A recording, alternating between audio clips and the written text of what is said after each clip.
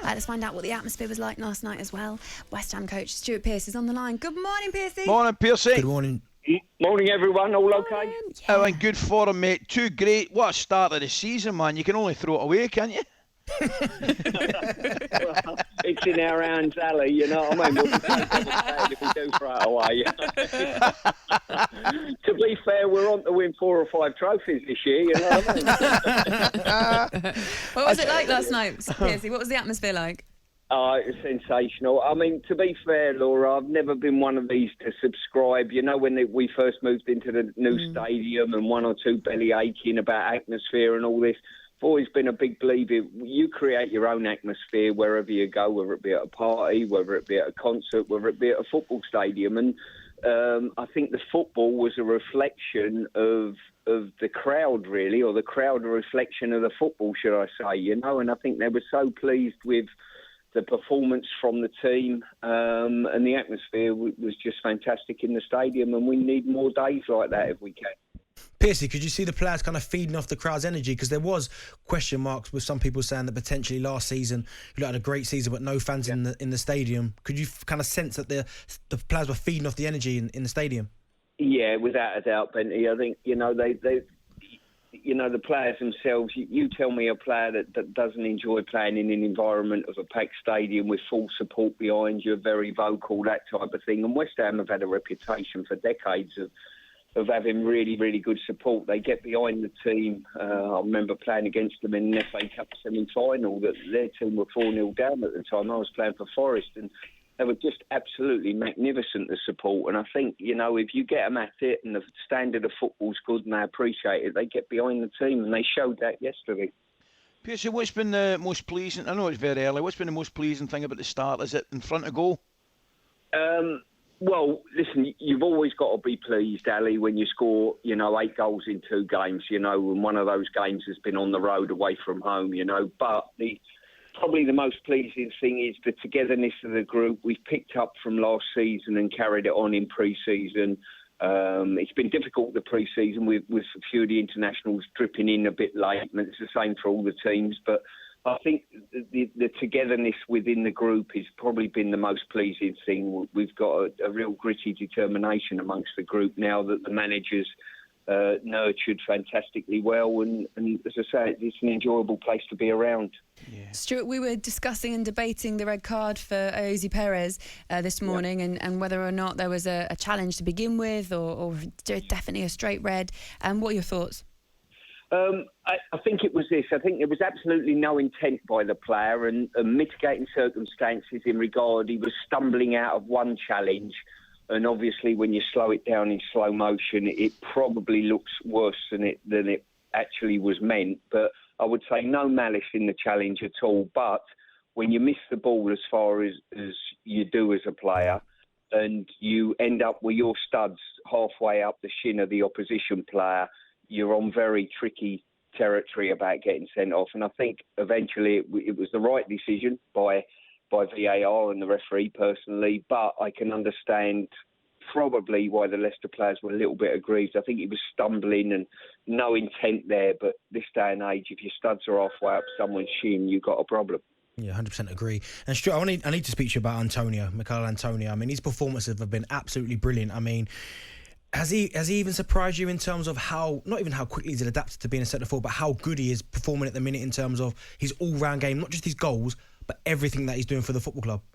Well, yes is the answer. I mean, I signed him at Nottingham Forest when I was there, and, you know, he was decent there. I'm seeing somebody that's matured as a professional now to work with. You know, he's certainly a lot more professional in his outlook to the game, I think. I think his 2 goals were outstanding yesterday. And the one thing I would say, Benty, is the thing that impressed us the most after 1 or 2 pointers at half-time from the manager, the pass to Saeed, you know, when he ended up, he was fronted up with a goalie. It would have been easier for him to attempt to score. Yeah. Perfection on the pass, the weight of the pass was perfect to roll a teammate in and get a teammate a goal. And I think because of that act, all of a sudden he's ended up getting his 2 goals later on in the game. But listen, he's a real threat. There's no doubt about that. He's an important player to us. But the one thing that this club will turn around and say now is we're built on teamwork and camaraderie and togetherness, you know, and it's never ever one individual player, and I'm a little bit worried about his next celebration, a DeLorean car. I don't know whether he's going to be the professor or biffing it. I really don't know. I think there's a potential McFly in there, Pearce. There's a McFly in there screaming to get out. Listen, mate, before the window shuts, will the big fella be looking to add to the squad? We permanently have this summer, to be fair, Ali, and you know, that will go on until, you know, the last minute of the window, and if the right player comes in. But the one thing I would say is, potentially at this club now, with the standards that David set the club, the market that we're looking at for certain players has probably diminished that little bit more. We've got to look, and you've got to say, can the player that we sign get into our team? Yeah. If you're paying a few million quid for him, and if the answer to that question is no, then you've always got to check yourself and say, well, what's the point in bringing him into the club? I think we're almost victims of our own success a little bit. Well, so-called success, let's say, you know, a consistency of success, I would say. You know, we're not just bringing players in and bodies in for the sake of it. They've been the right ones, you know. I wanted to ask if you've spoken to Mikel Antonio about playing for Jamaica, because there's a few worried faces at the idea that he could miss some games for the club if he's in quarantine. Jamaica have got those 3 World Cup qualifiers next month, but they're on the red list. So just wondered what the situation was there.